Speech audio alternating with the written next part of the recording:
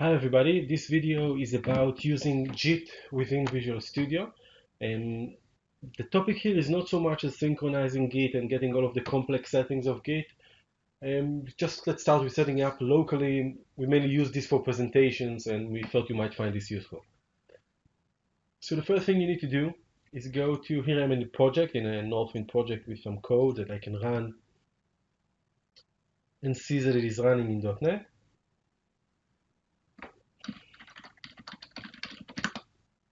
Here we go. Running, I've got everything, great. Next thing I want to do, I want to add this to a source control. So first of all, let's make sure that we're using the right source control. I'm going to go to Options, Source Control, and choose JIT. Okay. If you're using Visual Studio, you'll probably Visual Studio Team Foundation Server, you'll probably use this. I'm using JIT here. Perfect.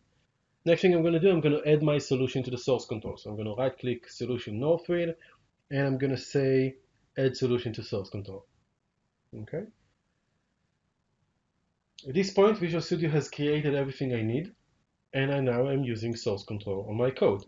Now it created a kind of a local server that's going to use everything under the source code directory. So every change that I make will be saved, it will save its history, and it will manage it here, with the end goal of eventually synchronizing it with a remote server.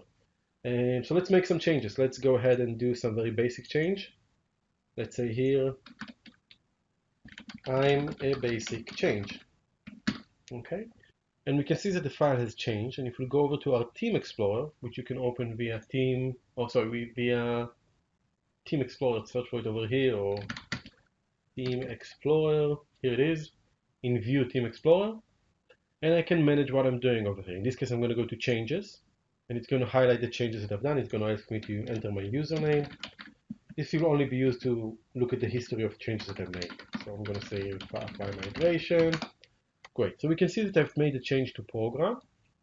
I can say compare with unmodified and see the actual change that I've done. Perfect. And I'll put a comment saying my first change, and I will commit it. Okay. In this point in time, if I want to go and have a look at my history, I'm going to go to Home, look at branches. I'm on my main branch, and I'm going to ask to view history, and I can see that my first change has happened here. Okay.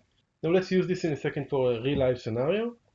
So let's go and say add folder dev demo, and I'm going to add a new item and call it show orders. Perfect. And I'm going to use the orders table and say from orders, build it, go over to my UI, generate some, let's say, delete some toolbox that I probably don't need.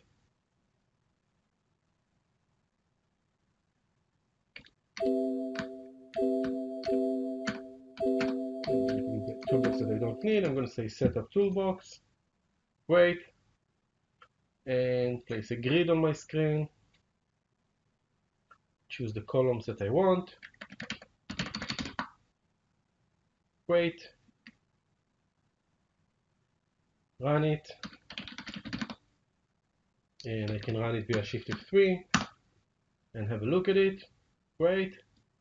Or I can go over and run it via editor menu. So let's just do a commit before. Let's say changes created show orders, commit, and then I'm going to go and add this to the pull down menu.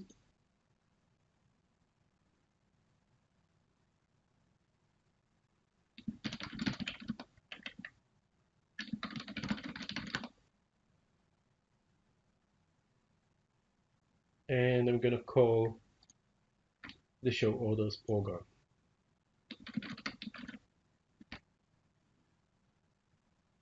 So now I have it on the menu.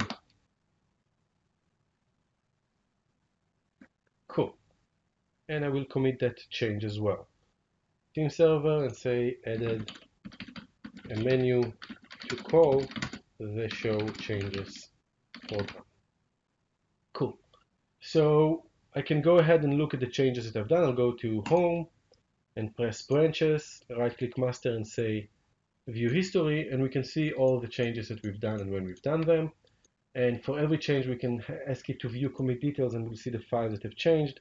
And I can go to each file and say compare with previous and see the actual changes that have happened. In this case, calling the program. Visual Studio also is cool enough to show you that information in your code. So if I go to the code behind the UI, I can see here the diff method was written in the last 5 minutes by one author, which is me, and made zero changes to it. So this is the basics of using Visual Studio integration with JIT in a localized manner. Of course, in a real life scenario, after that, you're going to press sync and connect to an external server that will save the information remotely in a localized server so it can be used by a team. But this demo doesn't talk about that.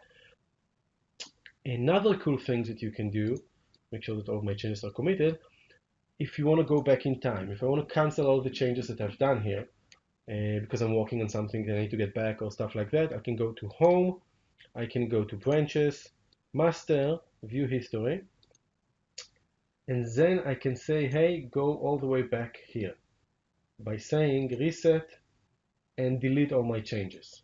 Okay? When I do that, Visual Studio will pretty much delete everything that I've done. And if I last look at the history now, I can see it only has 2 lines. And if I run my code, we can see that there is no menu.